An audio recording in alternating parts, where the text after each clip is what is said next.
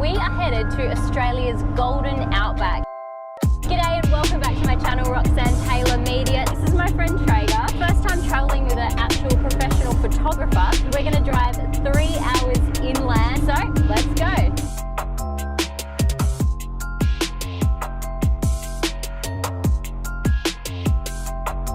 Welcome to Meckering. This is the big camera museum. It's pretty much just a shed with a metal ring in the front, made to look like a camera. Kind of cool. It's like a camera inception, bit of a luxury. Don't come on Wednesday or Thursday, guys, because it'll be closed. This is a historic homestead that was destroyed in the Meckering earthquake of 1968, and you can enter and have a look around. But over there is where the baby's cot was. And the mother, as the earthquake came, the mum, Mrs. Snook, actually rescued her 17-month-old baby daughter and said it was a miracle that the wall nearest the cot fell outwards rather than inwards. It feels kind of weird that it's set up like a tourist attraction after having filmed in Lombok in the aftermath of the earthquakes there and seeing the sort of first-hand immediate devastation and destruction. I think just because it's such a historic building prior to the earthquake. Just set up the camera on the side of the highway to get a shot of the car driving past. A few flies around. Yeah, we're ready. All right. Oh, here he comes, here he comes.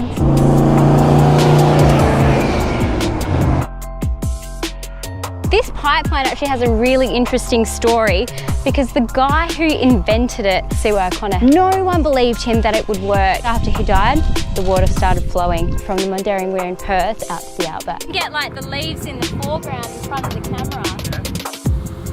That's a cameraman in the wild.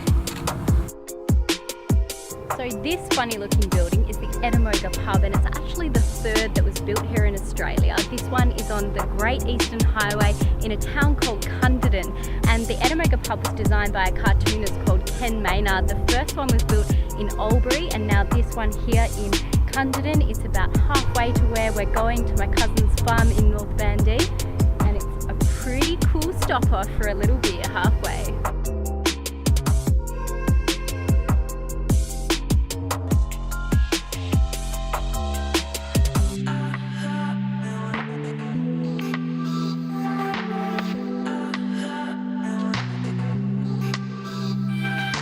Just pulled up at the salt flats at Bandee. I've never seen salt flats. I thought I was picturing it to be like hard.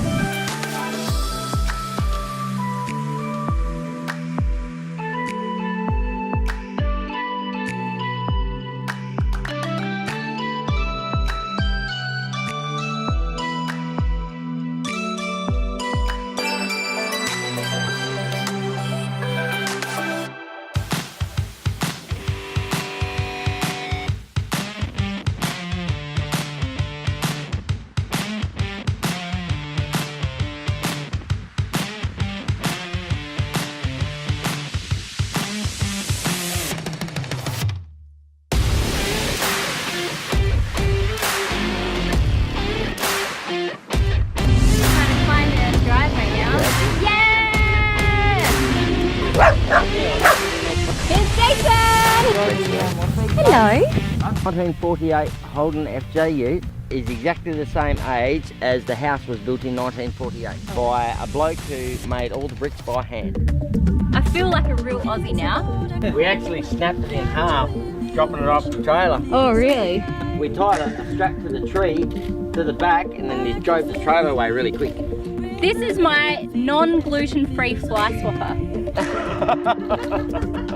We don't do gluten-free out here, mate. This is wheat. The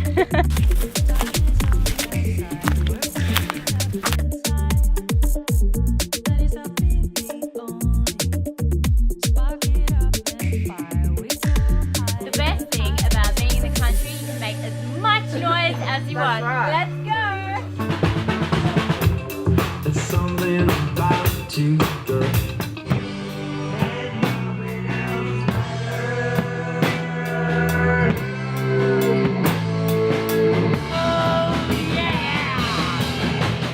This is the Bandee Tavern. These are actually the original doors of the Lancelin Tavern, probably 50 years old. They would have had a few people walking in through there. That's the 1972 LJ Tirana sitting on the roof. That's a pretty good bar ornament. Tell us a little bit about this area, like, is it Barndie? Barndie, yep. Well, this was the original start of the goldfields back in the day, until they start finding big hits of gold in Kalgoorlie, and then basically the town disappeared. Everybody left. This area was all turned into pastoral land, basically to feed everybody. Still wheat and sheep. We're in the middle of the wheat belt. Have you ever, like, walked along and stumbled across gold? No, we've looked, but I think all that's long gone. They found it all back in the day. Oh, bugger. Yep. But, you know, one day we might kick a stone and come across it. Who knows? Yeah. Well, I reckon over there that's gold, the car. Yeah, that's a bit of rusty gold. But it's very peaceful. It's a Kodak moment.